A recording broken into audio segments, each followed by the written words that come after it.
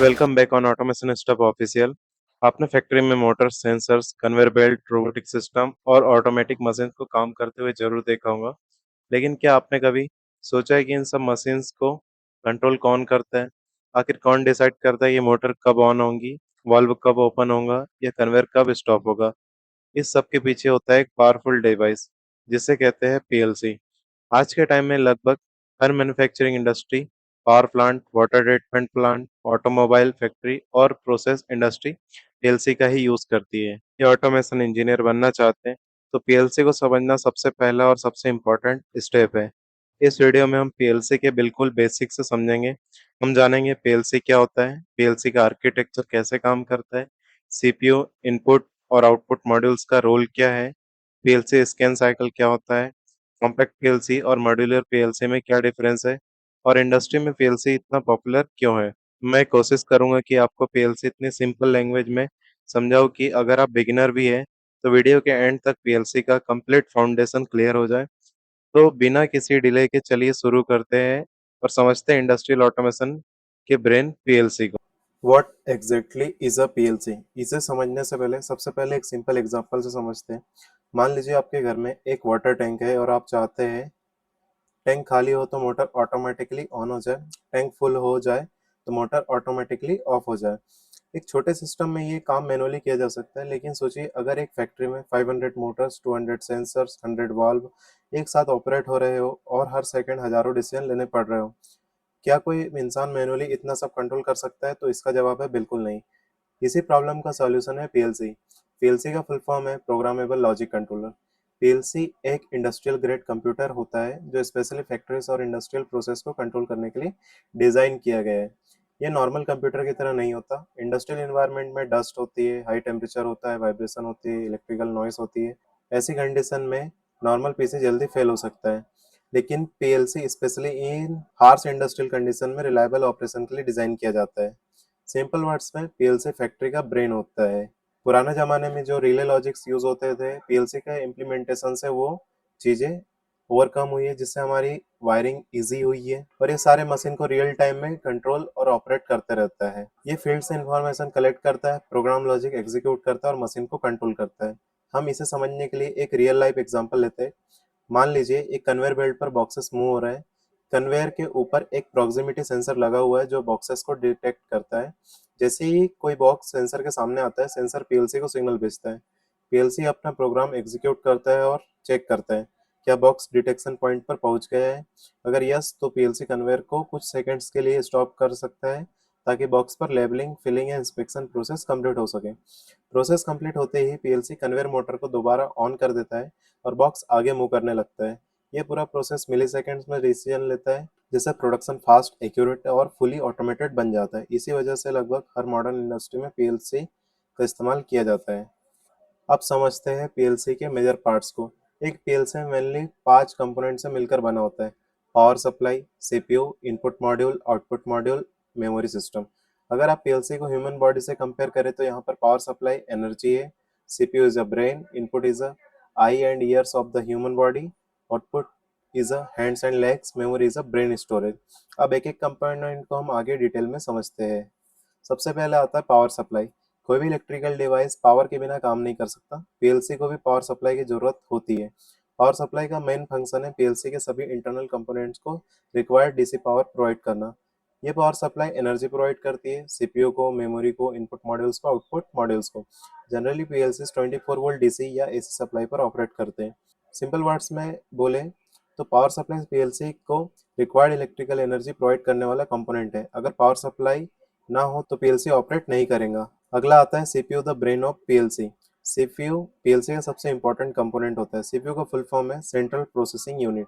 इसे पीएलसी का ब्रेन कहा जाता है क्योंकि सारी प्रोसेसिंग और डिसीजन मेकिंग यही परफॉर्म करता है। अगर पीएलसी में सीपीयू ही ना हो तो पूरा सिस्टम काम करना बंद कर देगा।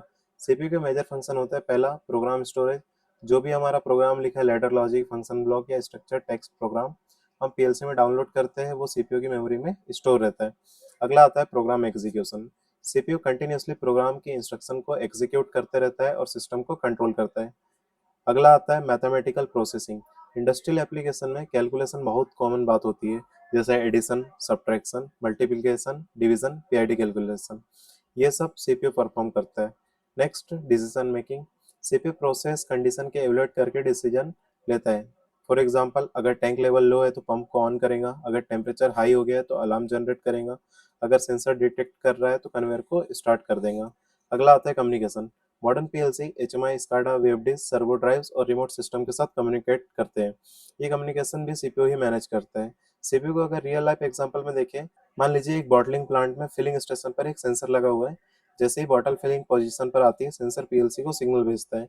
सीपीयू प्रोग्राम चेक करता है क्या बॉटल प्रेजेंट है। अगर यस, तो फिलिंग वाल्व ऑन हो जाता है और बॉटल फिल होने लगती है। अगर बॉटल आगे मूव कर जाती है तो फिलिंग वाल्व ऑफ हो जाता है। ये सारा डिसीजन सीपीयू मिली सेकेंड्स में लेता है, जिससे प्रोडक्शन प्रोसेस फास्ट और एक्यूरेट बना रहता है। अगला आता है हमारा इनपुट मॉड्यूल।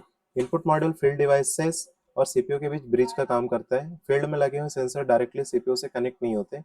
उनके सिग्नल पहले इनपुट मॉड्यूल में आती है, फिर इनपुट मॉड्यूल उन सिग्नल्स को सीपीयू तक भेजता है। ये दो टाइप के होते हैं, पहला होता है डिजिटल इनपुट, दूसरा होता है एनालॉग इनपुट्स। तो डिजिटल इनपुट में दो कंडीशन होती है, जीरो या वन, दैट मीन्स ऑफ या ऑन। एग्जाम्पल के लिए लेते हैं push button, selector switch, limit switch, proximity sensor, relay contact. अगर कोई बटन हमारी प्रेस है तो हमारा सिग्नल वन रहेगा, और बटन अगर प्रेस नहीं है तो जीरो रहेगा। दूसरा रहता है analogue input. Analogue values continuously changes होती रहती है। इसके एग्जांपल है pressure transmitter, flow transmitter, level transmitter, RTD, thermocouple. Typically इनकी जो सिग्नल रेंजेस होती है, करंट टाइप में 4 टू 20 मिली एम्पियर होती है, वोल्टेज टाइप में 0 टू 10 वोल्ट होती है। एग्जांपल के लिए मान लीजिए कोई टैंक का लेवल है जो 25%, 100%, 75% और 100% है। ये एनालॉग इनपुट रहेगा हमारे पीएलसी सिस्टम के लिए। अगला आता है हमारे output module. Output module CPU और फील्ड डिवाइस के बीच ब्रिज का काम करते हैं। सीपीयू डिसीजन लेता है, आउटपुट मॉड्यूल उस डिसीजन को एक्चुअल फील्ड डिवाइस तक पहुंचाता है। आउटपुट्स भी दो टाइप के होते हैं, पहला डिजिटल आउटपुट्स, दूसरा एनालॉग आउटपुट्स। डिजिटल आउटपुट की दो स्टेट होती है, ऑन या ऑफ। इसके एग्जांपल है lamp, solenoid valve, contractors, motor, hooter. अगर मोटर को ऑन करना है तो आउटपुट हमारा ऑन होगा, मोटर को ऑफ करना है तो आउटपुट हमारा ऑफ होगा। दूसरा आता है एनालॉग आउटपुट। ये वेरिएबल कंट्रोल के लिए यूज होता है। इसके एग्जांपल है control valve, PFD drives, position controller. इसमें दो टाइप के सिग्नल्स होते हैं, करंट टाइप और वोल्टेज। करंट टाइप सिग्नल्स की रेंज होती है 4 टू 20 मिली एम्पियर, और वोल्टेज टाइप की रेंज होती है 0 टू 10 वोल्ट। एग्जाम्पल के लिए वाल्व को 50% पर ओपन करना है तो पीएलसी एनालॉग सिग्नल भेजेगा। इसके बाद आता है हमारा स्कैन साइकिल। अब हम पीएलसी का सबसे इंपॉर्टेंट और इंटरव्यू में फ्रिक्वेंटली पूछे जाने वाले कॉन्सेप्ट समझने वाले हैं। PLC scan cycle. PLC continuously एक सीक्वेंस फॉलो करता है, इस सीक्वेंस को ही स्कैन साइकिल कहा जाता है। ये प्रोसेस 24/7 कंटिन्यूअसली रिपीट होती रहती है। इसके बेसिक 4 स्टेप होती है। Step 1, read inputs. सबसे पहले पीएलसी सारे फील्ड इनपुट्स को रीड करता है, जैसे सेंसर ऑन है या ऑफ, पुश बटन प्रेस हुआ है या नहीं, टेम्परेचर सेट लिमिट से ज़्यादा है या नहीं। पीएलसी इन सब इनपुट्स का एक स्नैपशॉट मेमोरी में सेव कर लेता है। Step 2, execute program. अब सीपीयू स्टोर्ड पीएलसी प्रोग्राम को एग्जीक्यूट करता है। Program line by line process होता है। Example, if sensor on then motor will be on. Third step is a diagnostics. Execution के बाद पीएलसी अपनी इंटरनल हेल्थ चेक करता है, जैसे module fault, communication error, memory error, power supply issue. Then step 4, update outputs. अब final decision actual outputs पर apply किए जाते हैं। Example, motor on, valve open, alarm on. इसके बाद पीएलसी फिर से स्टेप 1 पर लौट आता है और पूरा साइकिल दोबारा स्टार्ट हो जाता है। यही प्रोसेस हर सेकंड में कई बार रिपीट होते रहती है, और ये जो टाइम लेता है इसे ही पीएलसी का स्कैन टाइम कहा जाता है। अगला आता है मेमोरी सिस्टम। मेमोरी पीएलसी का स्टोरेज एरिया होता है। मेमोरी में क्या स्टोर होता है, जैसे कि प्रोग्राम स्टोरेज रहता है, ladder logic, function blocks, structure, tags. उसके बाद आता है डेटा स्टोरेज, जिसमें वेरिएबल्स रहते हैं, टैग्स रहते हैं, प्रोसेस वैल्यूज रहती है, timer data, timer values, timer presets, counter data में counter values, production count, machine count. Simple language में मेमोरी पीएलसी के program, process data, timer counter और ऑपरेशनल इंफॉर्मेशन को स्टोर करती है। अगर मेमोरी नहीं होगी तो पीएलसी इंस्ट्रक्शन स्टोर ही नहीं कर पाएगा। मेमोरी को समझने के लिए प्रैक्टिकल एग्जांपल की जरूरत है, जो हम आगे प्रोग्राम जब करेंगे तो इसे इजीली समझ सकते हैं। अगला पार्ट आता है हमारा कॉम्पैक्ट टाइप पीएलसी। ये पीएलसी का एक टाइप रहता है। कॉम्पैक्ट टाइप पीएलसी को हम फिक्स्ड पीएलसी भी कहते हैं। इस पीएलसी में सीपीयू फिक्स्ड होता है, पावर सप्लाई फिक्स्ड होती है, इनपुट फिक्स्ड होते हैं, आउटपुट फिक्स्ड होते हैं। इसके जो बेसिक फीचर्स है वो ये है कि ये इजी इंस्टॉलेशन रहता है, साइज में कॉम्पैक्ट रहता है और लो कॉस्ट रहता है। इसके कुछ एडवांटेजेस भी होते हैं, जैसे ये कम स्पेस लेता है, इसकी कॉस्ट लो होती है, मेंटेनेंस इजी रहता है और प्रोग्रामिंग इजी रहती है। इसकी जो बेसिक एप्लीकेशन रहेगी वो रहेंगी small machines, water pumping system, packaging machines, building automation. Expansion इसमें लिमिटेड होती है, स्मॉल एप्लीकेशन के लिए ये सूटेबल है, लार्ज एप्लीकेशन या लार्ज मशीन के लिए ये सूटेबल नहीं होता है। इसके कुछ डिसएडवांटेजेस ये है कि इसमें लिमिटेड आईओ रहता है, लिमिटेड एक्सपांशन रहते हैं और ये फ्लेक्सिबल नहीं होता है। दूसरा आता है हमारा मॉड्यूलर पीएलसी। मॉड्यूलर पीएलसी में एक्सपांशन पॉसिबल होता है। आप जरूरत के हिसाब से इनपुट कार्ड्स ऐड कर सकते हैं, आउटपुट कार्ड्स ऐड कर सकते हैं, कम्युनिकेशन कार्ड्स ऐड कर सकते हैं। ये रैक माउंटेड स्ट्रक्चर में आता है। लार्ज इंडस्ट्री में मोस्टली मॉड्यूलर पीएलसी ही यूज होता है। इसके बाद में हम देखते हैं कॉम्पैक्ट टाइप पीएलसी और मॉड्यूलर टाइप पीएलसी में कुछ डिफरेंसेस। पहला डिफरेंस है साइज के अकॉर्डिंग। कॉम्पैक्ट साइज का पीएलसी स्मॉल रहता है और मॉड्यूलर पीएलसी लार्ज रहता है in the size. Then cost, compact PLC सस्ता रहता है, मॉड्यूलर पीएलसी कॉस्टली रहता है। एक्सपांशन कॉम्पैक्ट टाइप पीएलसी में लिमिटेड होता है, मॉड्यूलर पीएलसी में बहुत सारा एक्सपांशन अवेलेबल रहता है। उसके बाद में आता है IO capacity. Compact type PLC में आईओ फिक्स्ड रहता है, मॉड्यूलर टाइप में एक्सपांडेबल रहता है। हमारी रिक्वायरमेंट के अकॉर्डिंग हम उसे ऐड कर सकते हैं। Then application, compact type PLC small machines या स्मॉल एप्लीकेशन में यूज होता है और modular type PLC large industries या लार्ज एप्लीकेशन में यूज होता है। Then flexibility, compact type PLC less flexible रहता है और मॉड्यूलर टाइप पीएलसी फ्लेक्सिबल रहता है। इसके बाद में आते हैं हमारे पीएलसी सिलेक्शन क्राइटेरिया। अब सवाल आता है कि मार्केट में इतने सारे पीएलसी अवेलेबल है, जैसे Siemens, Allen Bradley, Mitsubishi, Omron, Delta, Schneider, तो किसी प्रोजेक्ट के लिए सही पीएलसी का सिलेक्शन कैसे किया जाता है? पीएलसी सिलेक्शन से ब्रांड देखकर नहीं किया जाता, इसके लिए कई टेक्निकल फैक्टर कंसीडर किए जाते हैं। चलिए एक एक फैक्टर को डिटेल में समझते हैं। पहला है कॉस्ट ऑफ हार्डवेयर। सबसे पहला फैक्टर होता है बजट। हर प्रोजेक्ट का एक फिक्स्ड बजट होता है और पीएलसी उस बजट के अंदर ही फिट होना चाहिए। एग्जांपल, अगर आप एक छोटी वाटर पंपिंग सिस्टम ऑटोमेट कर रहे हैं जिसमें सिर्फ 4 इनपुट और 4 आउटपुट है, तो एक्सपेंसिव पीएलसी लगाना प्रैक्टिकली सही नहीं है। वहीं अगर आप ऑटोमोबाइल मैन्युफैक्चरिंग प्लांट ऑटोमेट कर रहे हैं जहां हंड्रेड्स ऑफ आईओ पॉइंट्स होंगे, तो आपको वहां हाई एंड पीएलसी की जरूरत पड़ेगी। इसलिए पीएलसी सिलेक्ट करते वक्त कॉस्ट और रिक्वायरमेंट के बीच बैलेंस बनाना बहुत इंपॉर्टेंट होता है। उसके बाद में दूसरा पॉइंट आता है हमारा आईओ रिक्वायरमेंट। पीएलसी सिलेक्शन का सबसे इंपॉर्टेंट फैक्टर होता है आईओ काउंट। आईओ का मतलब है इनपुट्स और आउटपुट्स। सिलेक्शन से पहले इंजीनियर कैलकुलेट करता है कितने सेंसर्स है, कितने पुश बटन है, कितने मोटर्स है, कितने वाल्व है। एग्जाम्पल के लिए सपोज प्रोजेक्ट में 20 डिजिटल इनपुट्स है, 10 डिजिटल आउटपुट है, 4 एनालॉग इनपुट है, 2 एनालॉग आउटपुट्स है। तो पीएलसी में इतनी कैपेसिटी अवेलेबल होनी चाहिए और फ्यूचर एक्सपांशन के लिए कुछ एक्स्ट्रा आईओ भी रिजर्व रखना चाहिए। इंडस्ट्री में जनरली 20 to 30% स्पेयर आईओ रखने की रिकमेंडेशन दी जाती है। थर्ड पॉइंट आता है सीपीयू मेमोरी कैपेसिटी। हर पीएलसी की मेमोरी कैपेसिटी अलग होती है। अगर प्रोजेक्ट सिंपल है तो स्मॉल मेमोरी सफिशिएंट होंगी, लेकिन अगर एप्लीकेशन में complex logic, PID control, data logging, recipe management, communication function है, तो लार्जर मेमोरी रिक्वायर्ड होंगी। एग्जाम्पल के लिए पैकेजिंग मशीन का प्रोग्राम 10 केबी में चल सकता है, लेकिन एक कंप्लीट बॉटलिंग प्लांट का प्रोग्राम हंड्रेड्स ऑफ केबी या एमबी मेमोरी यूज कर सकता है। इसलिए फ्यूचर रिक्वायरमेंट को ध्यान में रखकर मेमोरी सिलेक्ट करनी चाहिए। उसके बाद आता है स्पेयर पार्ट्स एंड मेंटेनेंस।